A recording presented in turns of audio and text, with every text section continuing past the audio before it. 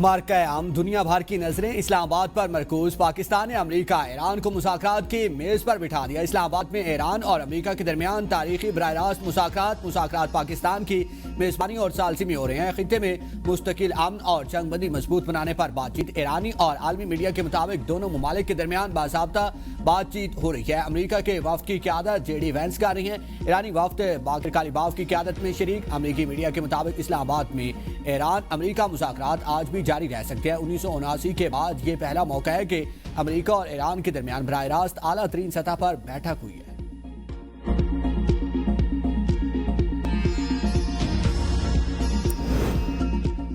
پاکستان کی سفارتی کوششیں رنگ لے آئیں۔ دارالحکومت میں سفارتی سرگرمیاں عروج پر۔ اسلام آباد میں اہم نشستیں۔ امریکی نائب صدر JD وینس کی وزیر اعظم شہباز شریف سے ملاقات۔ تعمیری مذاکرات کے عزم کا خیر مقدم۔ خطے میں امن و استحکام کے لیے مل کر کام کرنے پر اتفاق۔ پاکستان کا خطے میں امن کے فروغ کے لیے اپنی سہولت کاری جاری رکھنے کے عزم کا اعادہ۔ یہ مذاکرات خطے میں پائیدار اور دیرپا امن کی جانب ایک اہم پیش رفت ثابت ہو سکتے ہیں۔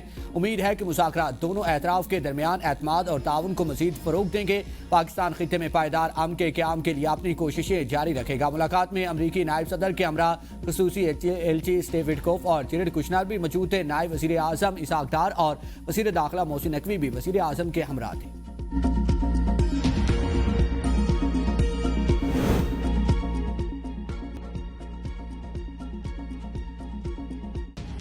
ایرانی اسپیکر باقر کالیباف کی قیادت میں ایرانی وفد کی وزیر اعظم شہباز شریف سے ملاقات۔ شہباز شریف کا خطے میں امن کے لیے بامعنی ثالثی کردار ادا کرنے کے عزم کا اعادہ۔ اعلامیے کے مطابق ملاقات میں وزیر خارجہ عباس عراقچی، دفاعی کونسل کے سیکریٹری، مرکزی بینک کے گورنر اور پارلیمنٹ کے دیگر اراکین بھی ملاقات میں موجود تھے۔ وزیر اعظم نے اسلام آباد مذاکرات میں ایران کی شرکت کو سراہا۔ کہا پاکستان علاقائی استحکام اور بامعنی نتائج کے حصول کے لیے اپنا مخلصانہ کردار ادا کرتا رہے گا۔ اعلامیے کے مطابق ملاقات میں عالمی اور علاقائی امن کی صورتحال پر بھی غور کیا گیا۔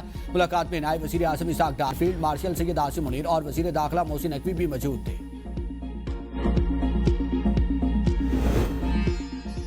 ایرانی جنگ بری طرح ہار ہے اور جنگ اور مذاکرات میں ایران کو برتری حاصل نہیں ہے۔ امریکی صدر ڈونلڈ ٹرمپ کا دعویٰ کہا کہ جعلی میڈیا کہتا ہے کہ ایران جیت رہا ہے، لیکن حقیقت میں وہ بری طرح ہار رہا ہے۔ ایران کی بحریہ، فضائیہ اور فضائی دفاعی نظام کو تباہ کر دیا گیا۔ ایران کے کئی اہم رہنما مارے گئے۔ ابنائے ہرمز کو سمندری بارودی سرنگوں سے صاف کرنے کا عمل شروع کر رہی ہیں۔ ٹرمپ کی دنیا بھر کے خالی آئل ٹینکرز کو امریکہ آنے کی دعوت۔ کہا کہ واشنگٹن میں موجود بہترین کوالٹی کا تیل عالمی منڈیوں کے لیے دستیاب ہے۔ امریکی تیل اور گیس دنیا میں سب سے بہترین ہے۔ امریکہ کے پاس دو بڑے ممالک کے مجموعی ذخائر بھی زیادہ تیل موجود ہے۔ آئل ٹینکرز کو فوری لوڈنگ اور تیز رفتار واپسی یقینی بنائی جائے گی۔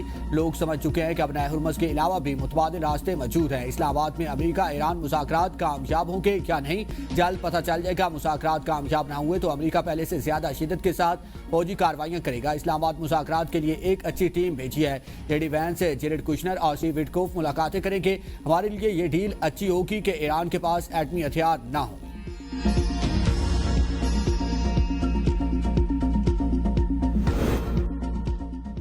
اپنے مذاکراتی وفد کی مکمل حمایت کرتے ہیں۔ ایرانی صدر مسعود پزشکیان کا کہنا ہے کہ مذاکرات کا نتیجہ جو بھی ہو، حکومت عوام کے ساتھ کھڑی ہے۔ ایرانی مذاکراتی وفد قومی مفادات کا بھرپور دفاع کر رہا ہے۔ مذاکرات میں ایرانی مفادات پر کوئی سمجھوتا نہیں کیا جائے گا۔ ایرانی اسپیکر باقر کالیباف کہتے ہیں کہ امریکہ حقیقی ڈیل لائے تو معاہدہ کر سکتے ہیں۔ ماضی میں امریکہ سے مذاکرات میں وعدہ خلافی سامنے آئی تھی اور ہم اچھی امید کے ساتھ مذاکرات کے لیے آئے ہیں۔ امریکہ ہمارے حقوق تسلیم کرتا ہے تو معاہدے تک پہنچنے کے لیے تیار ہے۔ ایرانی وزیر خارجہ عباس عراقچی کا کہنا ہے کہ ایران بے اعتمادی کے ماحول میں مذاکرات میں شامل ہو رہا ہے۔ بے اعتمادی کی وجہ امریکہ کی وعدہ خلاف ورزی اور سفارتی دھوکہ دہی ہے۔ ایرانی نائب صدر محمد رضا عارف کی امریکہ فرسٹ پالیسی اپنانے پر زور دیا گیا ہے۔ اسرائیل فرسٹ حکمت عملی سے گریز کی وارننگ۔ کہا کہ معاہدہ اسی صورت ممکن ہے جب امریکہ اپنے مفادات کو ترجیح دے، بصورت دیگر کوئی ڈیل نہیں ہوگی۔ ایران اپنے دفاع کو مزید مضبوط کرے گا۔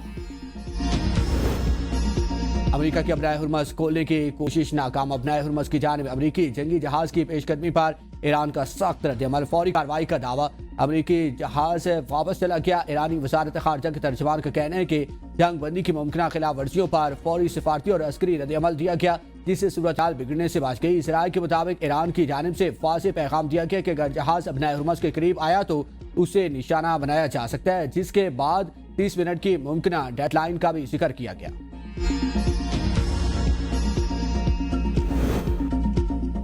عالمی برادری کا اسلام آباد مذاکرات کا خیر مقدم، تمام فریقین سے ذمہ داری کا مظاہرہ کرنے کا مطالبہ۔ سیکریٹری جنرل اقوام متحدہ اسلام آباد مذاکرات سے پر امید۔ انتونیو گوتریس کہتے ہیں کہ پاکستان نے امریکہ اور ایران کو سفارتی موقع فراہم کیا، کشیدگی کم اور دشمنی ختم کرنے کی راہ دکھائی ہے۔ ترجمہ، روسی وزارت خارجہ کا کہنا ہے کہ ایسے اقدامات سے گریز کیا جائے جو سفارتی کوششوں کو نقصان پہنچائے۔ حالیہ جنگ بندی ایک نازک مرحلے پر ہے، مذاکرات کامیاب بنانے کے لیے تمام متعلقہ فریقین محتاط رویہ اختیار کریں۔ روس نے پاکستان کے کردار کو سراہتے ہوئے کہا کہ اسلام آباد میں نے کشیدگی کام کرنے میں اہم سفارتی کردار ادا کیا۔ فرانسیسی صدر میکرون کا ایرانی ہم منصب سے رابطہ، کہا کہ اسلام آباد مذاکرات سے فائدہ اٹھا کر پائیدار امن کی راہ ہموار کی جائے۔ انڈونیشیا کی بھی پاکستانی کردار کی تعریف، کہا کہ امریکہ اور ایران کے درمیان پاکستان میں مذاکرات حوصلہ افزا، یہ پیش رفت سفارتی عمل کو آگے بڑھانے میں مددگار ہوگی۔ تحمل، خود مختاری اور علاقائی سالمیت کا احترام یقینی بنایا جائے۔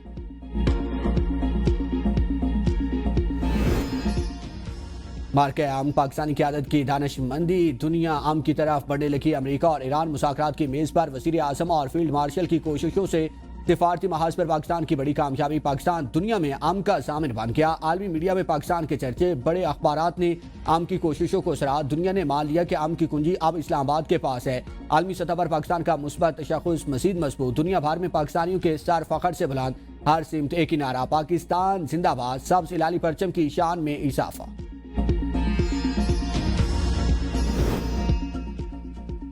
نائب وزیر اعظم اسحاق ڈار سے ایرانی مرکزی بینک کے گورنر کی ملاقات، سفارتی کوششوں کو سراہا۔ ملاقات کے دوران دونوں رہنماؤں نے باہمی دلچسپی کے امور پر تبادلہ خیال کیا۔ دونوں رہنماؤں کا کہنا تھا کہ علاقائی ترقی کے اہداف کے حصول کے لیے پرامن ماحول ناگزیر ہے۔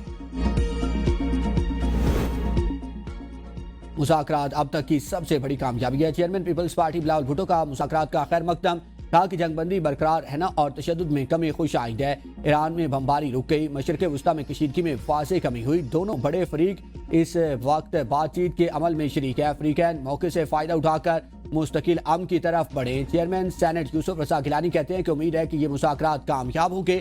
مذاکرات کی کامیابی کا فائدہ پوری دنیا کو ہوگا۔ پاکستان نے عالمی جنگ رکوانے میں بہت بڑا کردار ادا کیا، جس سے ملکی وقار بلند ہوا۔ انڈیا کو کرارا جواب دینے کے بعد بھی پاکستان کا قد بڑھ گیا تھا۔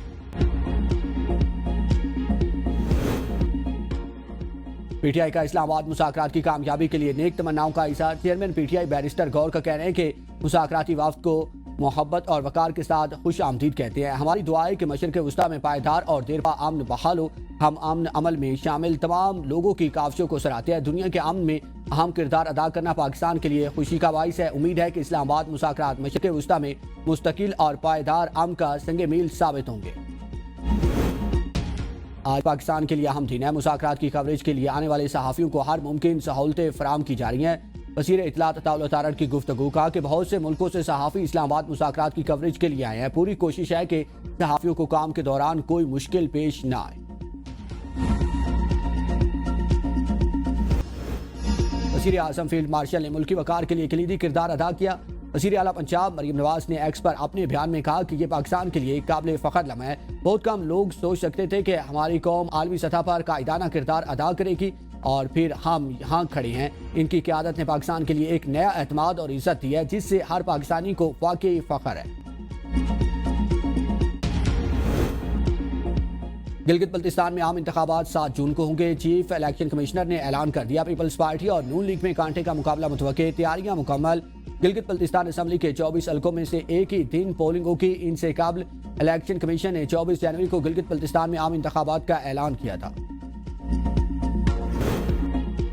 ایران کے نئے سپریم لیڈر مشتبہ خامنائی امریکی اور اسرائیلی حملے میں شدید زخمی ہونے کے بعد صحت یاب ہو رہے ہیں۔ رائٹرز کے مطابق 56 سالہ رہنما کا چہرہ بری طرح متاثر ہوا ہے اور ممکن ہے کہ ان کی ایک ٹانگ بھی ضائع ہو گئی ہو، تاہم وہ ذہنی طور پر مستحکم ہے اور اہم فیصلوں میں حصہ لے رہے ہیں۔